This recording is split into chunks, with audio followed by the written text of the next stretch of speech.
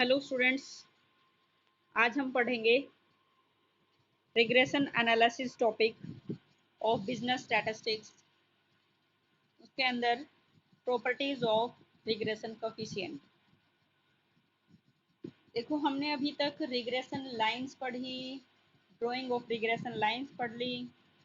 ठीक है, तो आज का जो टॉपिक रहेगा वो रहेगा properties of regression coefficient. It means जो हमारे रिग्रेशन कोफिशिएंट्स निकालते हैं हम, क्या होते हैं regression coefficients? B x Y और बी वाई एक्स, उनकी क्या क्या विशेषताएं हैं। ठीक है, तो सबसे पहली बात है कि जो भी हमारे रिग्रेशन कोफिशिएंट्स होंगे, दोनों बी एक्स वाई और बी वाई एक्स, उनका मूल्य एक से अधिक नहीं हो सकता। इट मीन्स जैसे हमने क्वेश्चंस किए थे कि उन दोनों की अगर हम मल्टीप्लाई करते हैं तो वो एक से ज़्यादा नहीं होगा। मीन्स जबकि एक से कम हो सकता है तथा उन दोनों रिग्रेशन गुणांक में से कम एक का मूल्य एक से इतना कम होना चाहिए कि दोनों प्रतिगमन गुणांकों के गुणनफल का वर्गमूल +1 या -1 के मध्य रहे। क्योंकि हमारा जो रिग्रेशन कोफिशिएंट्स होते हैं उन दोनों को बी एक्स वाई और बी वाई एक्स और उन दोनों की मल्टीप्लाई, जैसा कि हमारा दूसरी प्रॉपर्टी में भी दिखा रखा है कि B x Y multiply B Y X whole root is equal to R, कि उन दोनों की जो मल्टीप्लाई है और उसका अगर हम वर्गमूल कर दें तो वो आर के इक्वल होगा। और हमने आर की वैल्यू लास्ट लेसन में पढ़ी थी कोरिलेशन कोफिशिएंट्स में। ठीक है, या कोरिलेशन में, तो उसमें क्या था कि are is less than equal to 1 and greater than equal to -1, कि -1 और 1 के बीच में होनी चाहिए आर की वैल्यू। इसलिए इन्होंने फर्स्ट प्रॉपर्टी में कहा कि दोनों के दोनों जो हमारे प्रतिगमन गुणांक हैं, इट मीन्स रिग्रेशन कोफिशिएंट्स हैं, उन दोनों का मूल्य एक से इतना कम होना चाहिए कि दोनों की अगर हम मल्टीप्लाई करके और होल रूट करते हैं तो जो सॉल्यूशन आएगा वो -1 और +1 के बीच में आएगा। समझ आ गई बात? दूसरा है कि दो प्रतिगमन गुणांकों का गुणोत्तर माध्य। गुणोत्तर माध्य का मतलब होता है ज्योमेट्रिक मीन, कि दोनों की multiply b x Y multiply B Y x और whole root is equal to r. हमें बी एक्स वाई पता है क्या होता है, are into standard deviation of x standard deviation of y, और बी वाई एक्स का भी हमें पता होता है वो क्या होगा, r into standard deviation of y divided by standard deviation of x. अभी हमने ऊपर वाली प्रॉपर्टी में रखेंगे दोनों को। ठीक है, तो यहाँ देखें हमने बी एक्स वाई की जगह वैल्यू रख दी कि क्या रख दी, r into standard deviation x standard deviation y, और बी वाई एक्स की जगह रख दिया r into standard deviation of y into standard deviation of x और होल रूट। ठीक है, अब स्टैंडर्ड डेविएशन एक्स से स्टैंडर्ड डेविएशन एक्स कट गया, वाई से वाई कट गया। ठीक है, तो क्या रहेगा फिर, आर स्केयर, आर और आर मल्टीप्लाई आर स्केयर और होल रूट करेंगे, स्केयर से root cancel is equal to R. समझ आ गया? हेलो, हाँ जी। नेक्स्ट प्रॉपर्टी क्या कहती है कि दोनों प्रतिगमन गुणांकों के चिन्ह एक समान होने चाहिए।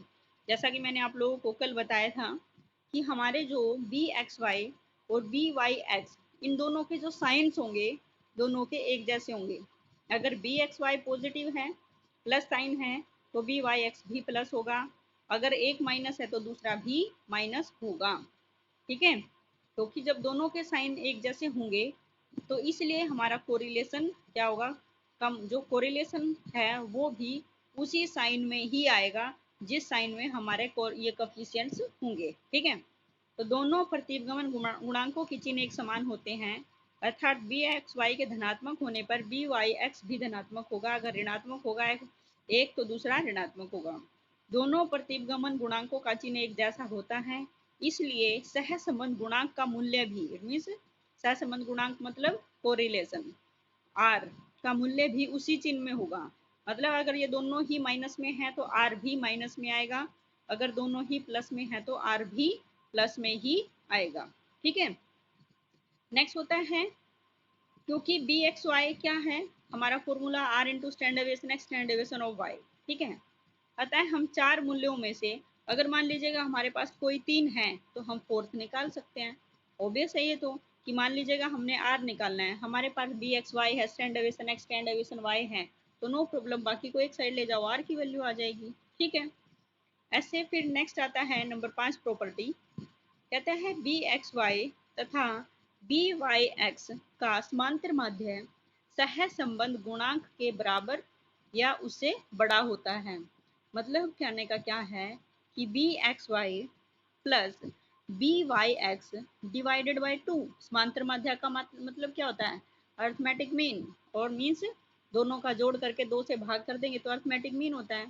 अगर हम दोनों को का समांतर माध्य निकालते हैं तो वो ग्रेटर देन या फिर इक्वल टू होगा किससे, आर से। समझ आइए प्रॉपर्टी, देखो प्रूव करके दिखा दिया रखा है नीचे, प्रूव कर देंगे कि B x Y plus B Y X by 2 is greater than equal to R. दोनों की वैल्यू पुट कर दो, बी एक्स वाई क्या होता है are into stand deviation x by Y, फिर ऐसे ही बी वाई एक्स क्या होता है are into stand deviation Y by X और डिवाइडेड बाई 2, ठीक है। तो क्या हो जाएगा, दोनों में आर कॉमन, फिर हम एलसीएम ले लेंगे, दोनों का एलसीएम ले लेंगे, ठीक है। एलसीएम लिया हमने standard deviation of x and y, फिर क्या हो जाएगा ऊपर standard deviation x square plus standard deviation y square, ठीक है। और नीचे हो जाएगा ये 2 ऊपर जाके multiply greater than equal to 1, ठीक है। दोनों का क्रॉस मल्टीप्लीकेशन कर दिया, क्रॉस मल्टीप्लीकेशन करने पे क्या आया, standard deviation x square plus standard deviation y square ये ग्रेटर देन इक्वल टू 2 से मल्टीप्लाई कर दिया। फिर हम ये 2 इंटू स्टैंड डेविएशन एक्स और स्टैंड डेविएशन वाई को इधर ले आएंगे तो ये माइनस का हो जाएगा और वो ग्रेटर देन इक्वल टू 0 आ जाएगा। तो देखो ये हमारा फॉर्मूला बन गया a square plus b square minus 2ab। तो फॉर्मूला क्या बन गया, a minus b whole square. ये समझ में आया बेटा, हाँ जी। तो ये फॉर्मूला होता है ना a minus b whole square, क्या होता है a square plus b square minus 2ab, ठीक है। तो a minus b whole square is greater than equal to 0। तो अब देखो मान लीजिएगा कोई भी वैल्यू है, कहता है square of real number can never be less than 0। मान लो स्टैंड डेविएशन एक्स की कोई भी वैल्यू हो, स्टैंड डेविएशन ऑफ वाई की कोई भी वैल्यू हो, उनका डिफरेंस भी निकालेंगे और उसका स्क्वायर भी करेंगे तो वो 0 से कम नहीं जाएगा, ठीक है। क्यों, क्योंकि चाहे अंदर मान लीजिएगा स्टैंड डेविएशन वाई की वैल्यू ज़्यादा है, स्टैंड डेविएशन एक्स की वैल्यू कम है, माइनस में आएगा और माइनस का स्क्वायर करेंगे तो ऑब्वियस वो प्लस में हो जाएगा, तो वो ऑलवेज 0 से बड़ा होगा, ठीक है। इसलिए the mean of the regression coefficient is either equal to और more than the coefficient of correlation. Clear. Next है if the value of two regression coefficient is not equal. मान लीजिएगा हमारे पास दोनों रिग्रेशन कोफिशिएंट्स की जो वैल्यू है वो इक्वल नहीं है, then the mean of the two regression coefficient is always greater than the coefficient of correlation. Obvious कि दोनों मान लीजिएगा ये दोनों इक्वल नहीं है तो उनका हम मीन निकाल लेंगे तो वो हमेशा और हमेशा कोरिलेशन से बड़ा होगा। जैसे मान लीजिएगा ऊपर वाला है, ठीक है, ये ऊपर वाला फॉर्मूला यही तो लिख रखा है इन्होंने, बस इस वैल्यू को दोबारा फिर ऐसे लिख दिया इन्होंने कि अगर मान लो दोनों इक्वल नहीं है और उनका मीन निकालते हैं तो वो कोरिलेशन से बड़ा होगा, ठीक है। नेक्स्ट है यदि सह संबंध गुणांक आर का मूल्य शून्य है तो बी एक्स वाई और बी वाई एक्स का मूल्य भी शून्य होगा। ऑब्वियस है, मान लीजिएगा क्योंकि हमने ऊपर देखा है कि पहली या दूसरी वो हमारी जो प्रॉपर्टी थी उसमें क्या था, r into b x Y और बी वाई एक्स स्क्र, ये था ना दूसरी प्रॉपर्टी में कि are is equal to under the root b x y into b Y x. मान लीजिएगा आर 0 आ गया, ठीक है, तो 0 आर हमारा 0 आ गया तो इन दोनों की multiply is equal to 0, whole root is equal to 0। तो ऑब्वियस है कि हमारे जो कोफिशिएंट्स आएंगे उनकी वैल्यू भी क्या होगी, 0 ही होगी, ठीक है। नेक्स्ट होगा बी एक्स वाई और बी वाई एक्स अगर दोनों बराबर आ जाते हैं, ठीक है, तो उस स्थिति में उनका सह संबंध गुणांक भी वही होगा। मीन्स मान लीजिएगा दोनों की वैल्यू सेम आ गई, मान लीजिएगा बी एक्स वाई की वैल्यू भी एक आ गई, बी वाई एक्स की वैल्यू भी एक आ गई, तो एक गुना में एक, एक ही होगा, उसका अंडर रूट करेंगे तो वो भी एक होगा, और वो इज इक्वल टू किसके होगा, आर के। तो इसलिए इन तीनों की वैल्यू क्या होगी, इक्वल होगी। ठीक है। नेक्स्ट आता है रिग्रेशन कोफिशिएंट्स ओरिजिन के प्रति स्वतंत्र होते हैं परंतु पैमाने के प्रति नहीं। जैसे हमने कोरिलेशन में पढ़ा था कि हमारा जो कोरिलेशन कोफिशिएंट्स होते हैं उनके ऊपर चेंज ऑफ ओरिजिन और चेंज ऑफ स्केल का कोई इफेक्ट नहीं होता। ठीक है। परंतु रिग्रेशन कोफिशिएंट्स पे चेंज ऑफ ओरिजिन का इफेक्ट होता है। ठीक है, के प्रति स्वतंत्र होते हैं, मीन्स वो उनके ऊपर कोई इफेक्ट नहीं होता, जबकि चेंज इन स्केल के प्रति नहीं। क्योंकि हमने देखो जो ये इक्वेशन पढ़ी थी हमने, क्या बोलते हैं उसको, ग्रुपिंग मेथड पढ़ा था हमने, ग्रुपिंग सीरीज पढ़ी थी ना, तो उनमें हमने क्या किया था, ये फॉर्मूला अप्लाई किए थे। ग्रुपिंग टेबल का क्वेश्चन देख लेते हैं, है कोई क्वेश्चन इसमें ग्रुपिंग वाला?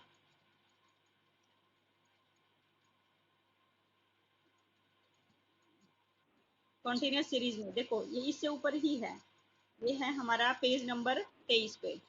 हमने फॉर्मूला लगाया b x y is equal to r into standard deviation x by standard deviation y, ये था ना। फॉर्मूला लगाया summation of f into d x d y minus summation f d x into summation f d y divided by n into summation f d x d y square minus summation f d y whole square into i x into divided by i y. तो ये क्या है, change of scale, कि हमारा scale में change है। क्योंकि हमने ये चीजें क्या थी, जो हमने ऊपर कॉमन लिया था ना, कॉमन वैल्यू ली थी, जैसे इन दोनों का जो गैप था और कॉमन ले लिया था, जैसे आई 10 हो गया। ठीक है, किसमें, डी एक्स में, और डी वाई में आई कितना था, 5। तो ये क्या है हमारे, ये चेंज ऑफ स्केल है, तो चेंज ऑफ स्केल के प्रति ये चेंज नहीं होंगे, तो इसलिए हमने फॉर्मूले में रख दिया 5 डिवाइडेड बाय 10। ठीक है, तो इसलिए रिग्रेशन कोफिशिएंट हमारे चेंज ऑफ ओरिजिन के प्रति तो स्वतंत्र होंगे, जबकि चेंज ऑफ स्केल का अफेक्ट पड़ेगा। ठीक है। नेक्स्ट है स्टैंडर्ड डेविएशन एक्स और स्टैंडर्ड डेविएशन वाई अगर दोनों इक्वल हो जाएं तो उस स्थिति में क्या रहेगा, तो उस स्थिति में सह संबंध गुणांक का मूल्य प्रतीप गमन गुणांकों के मूल्य के बराबर होगा।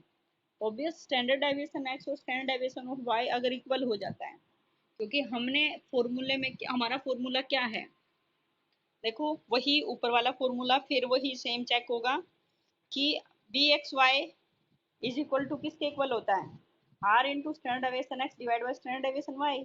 मान लीजिएगा ये दोनों इक्वल हो गए, स्टैंडर्ड डेविएशन एक्स भी 0.5 हो गया, स्टैंडर्ड डेविएशन ऑफ वाई भी 0.5, दोनों कैंसिल हो जाएंगे। तो ऑब्वियस है आर इज इक्वल टू किसके इक्वल हो गया, बी एक्स वाई के, और r is equal to b Y x के भी इक्वल होगा। ठीक है। दूसरा है कि r square coefficients of determinant जिसको हम बोलते हैं, r square is equal to b x y into b Y x. ठीक है, क्योंकि फॉर्मूला क्या है, r is equal to under the root b x Y B Y x है। अगर हम अंडर रूट को दूसरी साइड ले जाएं तो वो क्या हो जाएगा, आर स्केयर हो जाएगा। ठीक है, समझ आइए प्रॉपर्टीज। हाँ जी। और